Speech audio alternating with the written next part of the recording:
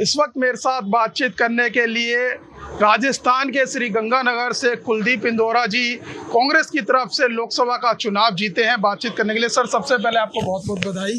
धन्यवाद, thank you. Sir क्या कुछ कहना चाहेंगे, आप जीत कर आए हैं। देखिए, सबसे पहले तो मेरे गंगानगर हनुमानगढ़ की तमाम जो मतदाता है, देवतुल्य मतदाता है, उन सब का आभार व्यक्त करना चाहूँगा। और ये पूरे देश में स्पष्ट हो चुका है कि मोदी जी की गारंटी पूरी तरह से फ्लॉप हो चुकी और कांग्रेस का पूरे देश में एक अच्छा प्रदर्शन रहा। और गंगानगर में भी हमारा जो किसान एक लंबे समय से संघर्ष कर रहा था, आंदोलन कर रहा था, उस चीज़ का भी मुझे इस बात का बेनिफिट मिला। दूसरा, जिस प्रकार से संविधान को ख़त्म करने की बात मोदी जी ने कही, वो भी लोगों ने जिस प्रकार से मोदी जी के खिलाफ मतदान किया और लोगों ने ये दिखा दिया कि संविधान को बदलना इतना आसान नहीं। और संविधान बदलने की बात तमाम इनके नेता बोल रहे थे। बाद में मोदी जी ने भी ये कहा कि हम संविधान में कोई परिवर्तन नहीं करेंगे। तो इस बात को वो समझ चुके हैं कि देश की जो दलित समाज है उनमें भारी रोष है और इस बात को लेकर तकलीफ भी। सर 8 सीटें आई हैं, क्या इंडिया गठबंधन के साथ लड़ने का ही फायदा हुआ है इस बार कांग्रेस का? बिल्कुल, उस बात का भी फायदा, इंडिया गठबंधन का भी फायदा हुआ है। और राहुल जी की जो भारत जोड़ो यात्रा थी उसका भी हमें फ़ायदा मिला, क्योंकि राहुल गांधी जी ने तमाम उन मुद्दों को लेकर चले जो आम जन से जुड़े हुए हैं, लोगों की पीड़ा थी, लोगों की तकलीफ थी।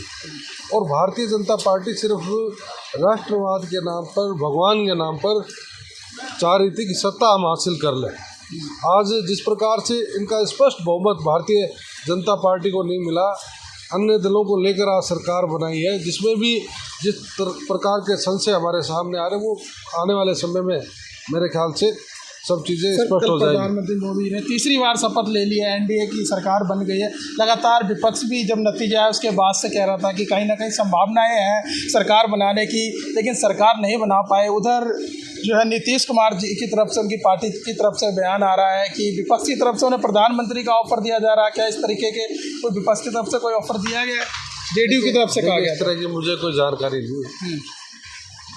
और जो नीतीश जी उनके साथ मिलकर सरकार बनाई, मुझे इस बात में जानकारी नहीं। विशेष नेताओं ने अगर कोई इस संबंध में वार्ता की हो तो।